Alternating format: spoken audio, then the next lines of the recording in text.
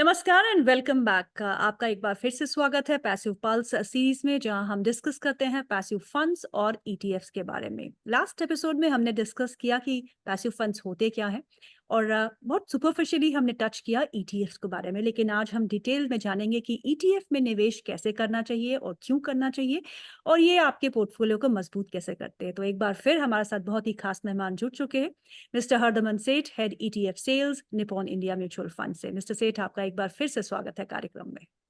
बहुत बहुत शुक्रिया गीतू। मिस्टर सेठ, हमने पिछले एपिसोड में बात करी बेसिक्स पे, यानी कि पैसिव फंड्स होते कैसे हैं, differentiate between mutual fund and passive fund पे, इस पे भी हमने चर्चा की, ईटीएफ्स के बारे में चर्चा की। लेकिन आज हम इन डेप्थ समझने की कोशिश करेंगे कि ईटीएफ जो है उसको, उसमें निवेश कौन लोग कर सकते हैं, यानी कि विच कैटेगरी ऑफ पीपल जो है वो इसमें निवेश करते हैं, और ईटीएफ्स आपके पोर्टफोलियो को कैसे बचा सकता है इन एडवर्स सिचुएशंस। तो गीतू, ईटीएफ एक बहुत ही वर्सेटाइल प्रोडक्ट है। इसमें हर तरह का निवेशक जो है निवेश कर सकता है, बशर्ते कि उनके पास एक डीमैट अकाउंट होना अनिवार्य होता है। जी। और डीमैट अकाउंट के साथ साथ, जैसे मैंने पिछली बार जिक्र किया था कि एक आपको ब्रोकिंग अकाउंट की भी आवश्यकता होती है, या एक आप ऑनलाइन ब्रोकिंग अकाउंट खोल सकते हैं, या अगर आप किसी फिजिकल ब्रोकर से भी डील करना चाहें वो भी आप कर सकते हैं। लेकिन ये दोनों चीजें अनिवार्य हैं आपके आपके पास होने, अगर आपने ईटीएफ में निवेश करना है तो। अब ईटीएफ में हमने देखा है कि इंडस्ट्री में अगर आप देखें तो हर तरह का निवेशक इन्वेस्ट करता है। उसमें एक रिटेल इन्वेस्टर, भले एक कॉर्पोरेट जिसको हम इंस्टीट्यूशन कहते हैं, या ट्रस्ट हो गया, फैमिली ऑफिस, इस तरह के कई कैटेगरी ऑफ इन्वेस्टर्स हैं जो ईटीएफ्स में इन्वेस्ट करते हैं। आपका जो दूसरा प्रश्न था कि ये एडवर्स सिचुएशंस में कैसे हेल्प करता है, तो देखिए, एक ईटीएफ का जो एक अंडरलाइंग पर्पस है, जैसे हमने लास्ट टाइम इस पे हमने चर्चा की थी कि उसका एक अंडरलाइंग एक इंडेक्स होता है। तो आप अगर अपने इंडेक्स का चयन उस हिसाब से कर रहे हैं कि आपका जो इंडेक्स है वो या तो इक्विटी का इंडेक्स है, या डेट का इंडेक्स है, या लिक्विड का इंडेक्स है, तो उस प्रकार से आपकी जो रिस्क प्रोफाइलिंग है उस हिसाब से की जाएगी। तो यदि आप लिक्विड इंडेक्स फंड में जैसे आपने निवेश किया है, तो आपका जो पोर्टफोलियो है वो मार्केट के उतार और चढ़ाव से सेफ गार्डेड रहेगा। लेकिन यदि आप इक्विटी के जोखिम के साथ आप मार्केट में आए हैं, तो आपको रिटर्न भी उस हिसाब से मिलेगा, लेकिन आपको जोखिम भी उतना ही उठाना पड़ेगा। तो ये, जैसे मैंने बताया था कि ये एक तरह का एक व्हीकल है जो आपको मार्केट को एक्सेस करने में हेल्प करता है।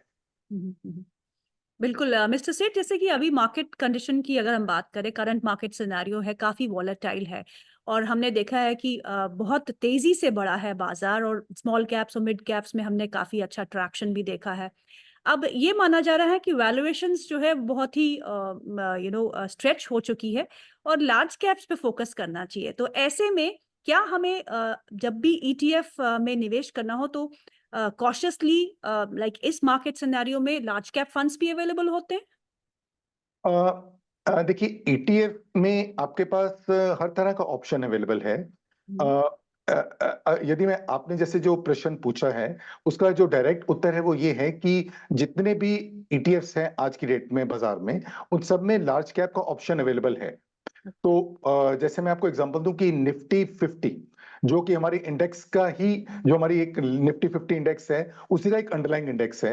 तो आज की डेट में जितने भी लार्ज कैप ईटीएफ्स हैं वो निफ्टी 50 इंडेक्स को फॉलो करेंगे। जी। उसमें डिपेंड ये करता है कि कुछ ईटीएफ हैं जो निफ्टी 50 के हैं, कुछ ईटीएफ ऐसे हैं जो निफ्टी 50 टू निफ्टी 100 तक के स्टॉक्स को ट्रैक करते हैं।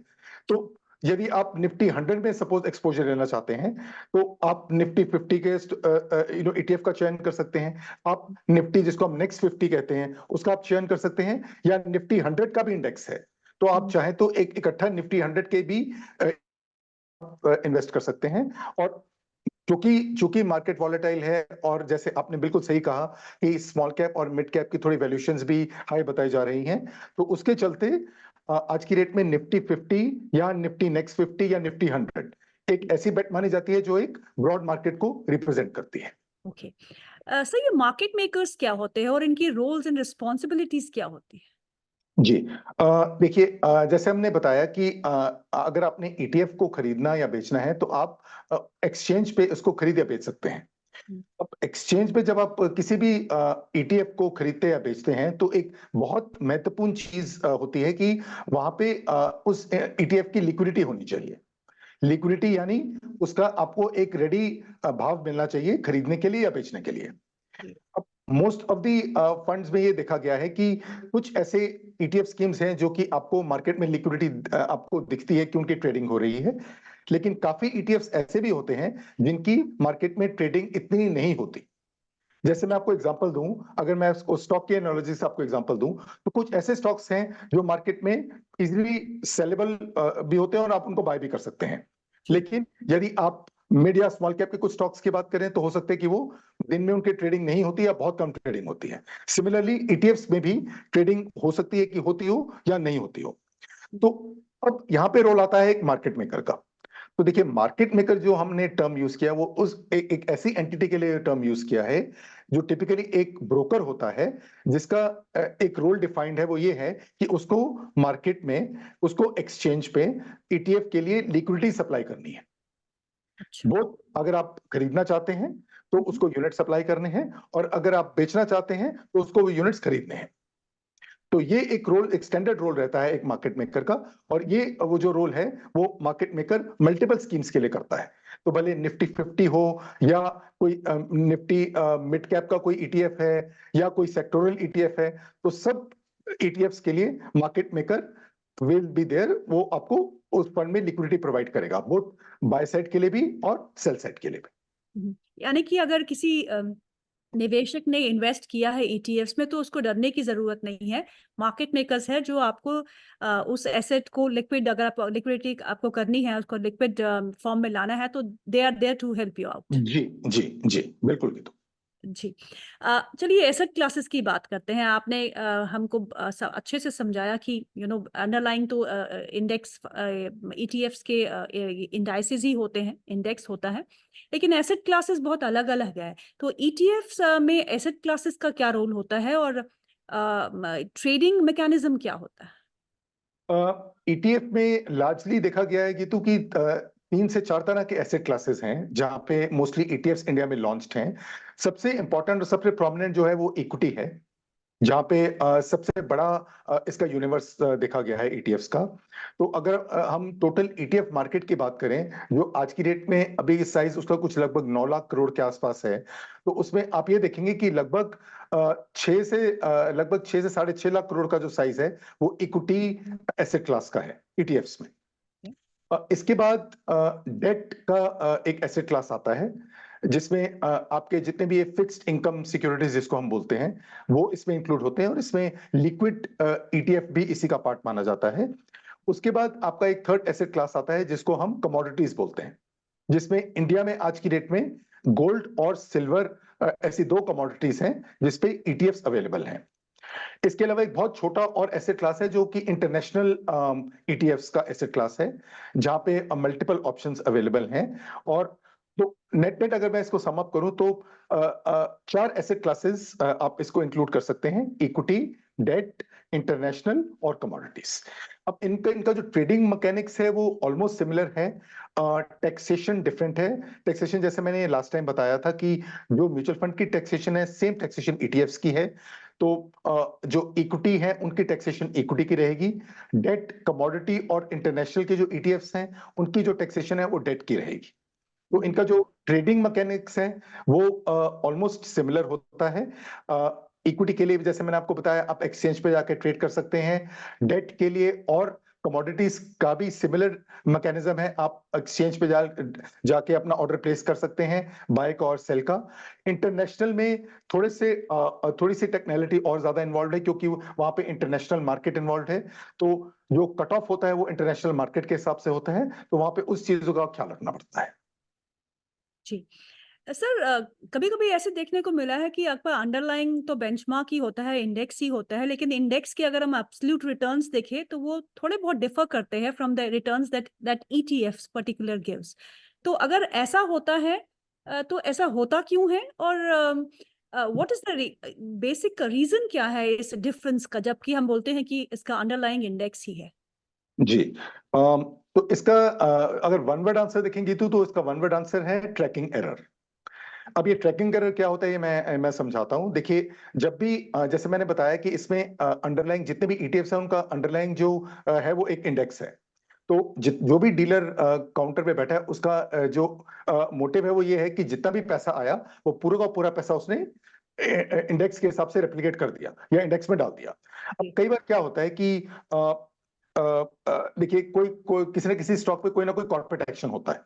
जैसे किसी स्टॉक ने डिविडेंड डिक्लेयर किया, राइट? अब वो डिविडेंड जब आया उस टाइम पे इमीडिएटली वो इन्वेस्ट स्कीम में नहीं हो पाया, तो उसकी वजह से कुछ गैप रह गया। मतलब अगर 100 रुपया इन्वेस्ट होना था, तो हो सकता है कि आपके पास आज 101 रुपया आया, तो 1 रुपया जो था वो इन्वेस्ट नहीं हो पाया। तो जो 1 रुपया वो इन्वेस्ट नहीं है, वो नेक्स्ट डे इन्वेस्ट होगा। तो वो 1 रुपए की वजह से आपका ट्रैकिंग एरर आएगा। That is one. दूसरा इसका रीजन ये हो सकता है कि कल को अगर एक दिन मार्केट बहुत वॉलेटाइल है, फॉर एग्जांपल, और किसी आपने सपोज आपका निफ्टी मिड कैप का ईटीएफ है।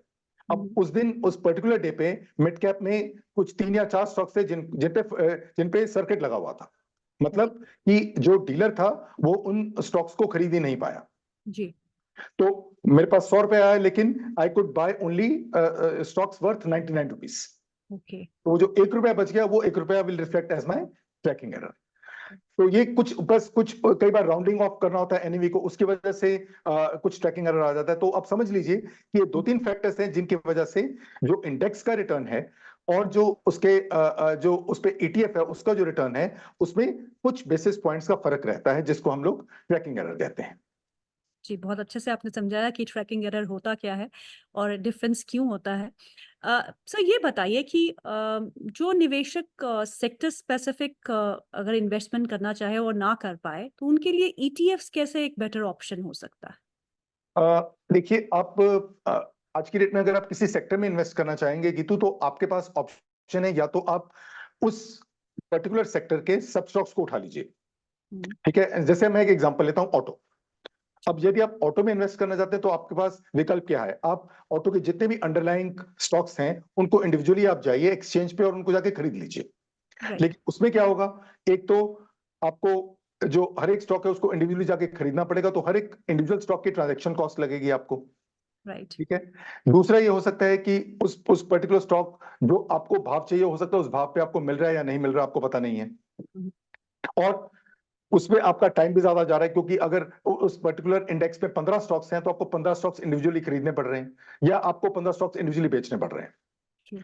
अब इसके इसके ये ना करते हुए यदि आप उसी का एक ईटीएफ ले लेते हैं, तो आपको पता है कि वो ईटीएफ जो है वो उन्हीं 15 स्टॉक्स को ले रहा है आपके लिए। आपने तो खाली एक ईटीएफ पे परचेज किया है, लेकिन उसके अंडरलाइन जो 15 स्टॉक्स आपके ब्याह पे खरीद रहा है। ओके।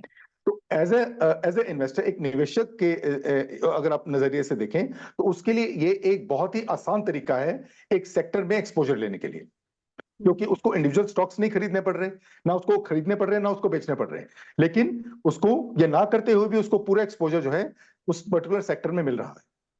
और यदि आप पूरा सेक्टर रेप्लिकेट नहीं कर रहे, आप किसी एक सेक्टर में एक स्टॉक ले रहे हैं, तो आप ज्यादा जोखिम उठा रहे हैं, क्योंकि हो सकता है वो स्टॉक चले ना चले। लेकिन यहाँ पे तो उस सेक्टर में आपके पास 10 से 15 स्टॉक्स हैं, तो कल को कोई ना कोई स्टॉक है जो आउट परफॉर्म करेगा, कुछ अंडर परफॉर्म भी करेंगे, लेकिन कहीं ना कहीं वो बैलेंस मेंटेन हो जाएगा। राइट। ये थीमैटिक म्यूचुअल फंड्स से डिफरेंट होते हैं ये सेक्टर स्पेसिफिक ईटीएफ्स? नहीं, ज्यादा इनमें डिफरेंस नहीं है, तो ये लार्जली जैसे थीमेटिक या सेक्टोरल को हम इन वन पार्लांस से यूज करते हैं इसको। तो जैसे मैंने ऑटो आपको बताया, या बैंकिंग है, या आईटी है, इस तरह के जो है इनको हम थीमेटिक या सेक्टोरल फंड भी कहते हैं, जी। जो एक पर्टिकुलर थीम को पकड़ के चलते हैं। लेकिन म्यूचुअल फंड्स के पास ऑप्शन है कि वो वो स्टॉक्स कुछ खरीदे कुछ ना खरीदे, पर ईटीएफ पे है if you buying in index तो सारे स्टॉक्स आपके पोर्टफोलियो में आ ही जाते हैं। जी, बिल्कुल ठीक, बिल्कुल ठीक है जी। जी, और इससे रिस्क भी कम होता है। जी, जी। मिस्टर सेठ, बहुत बहुत शुक्रिया आज प्रोग्राम में शामिल होने के लिए। Thank you so much for explaining us कि बेसिक ईटीएफ्स होते क्या है और ईटीएफ्स का कैसे इस्तेमाल करना चाहिए। Thank you so much sir. बहुत बहुत शुक्रिया गीता। तो आज इस कार्यक्रम को यहीं समाप्त करते हैं। पैसिव पल्स की सीरीज जारी रहेगी। अगले कार्यक्रम में हम और इंडेक्स फंड्स के बारे में बातचीत करेंगे। Thank you so much for watching. Thank you. an investor education and awareness initiative of Nippon India Mutual Fund. Mutual fund निवेश बाजार के जोखिमों के अधीन है। स्कीम संबंधी सभी दस्तावेजों को ध्यान से पढ़ें।